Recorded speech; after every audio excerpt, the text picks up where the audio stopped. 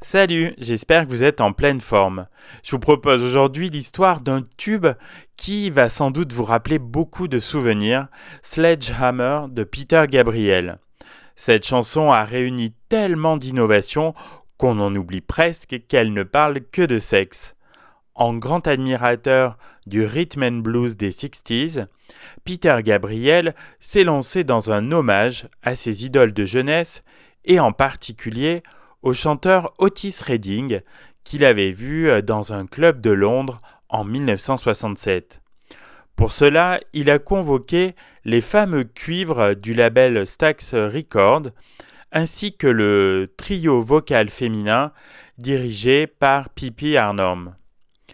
L'hommage est bien sûr pimenté d'un texte dans la tradition poétique du blues, dans lequel le sexe est décrit de manière grivoise et humoristique.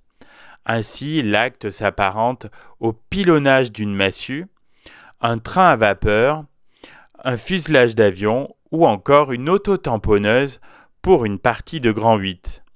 Mais les métaphores érotiques employées ne sont pas les seuls intérêts de la chanson, car Peter Gabriel avait une idée bien précise du son rétro-futuriste à donner à l'ensemble. Ainsi, on peut y entendre des flûtes asiatiques sur l'introduction, provenant d'un émulator, pionnier des sampleurs. Tout l'album So est enregistré sous la houlette de Daniel Lanois, un grand magicien du son, aux commandes d'un arsenal de synthétiseurs dernier cri, mélangés aux vrais instruments tenus par la crème des musiciens, dont le jeune batteur français Manu Katché, certainement l'un des meilleurs au monde. Cependant, c'est l'apport de la vidéo, tout en animation et en trucages innovants, qui a réellement fait la notoriété de Sledgehammer.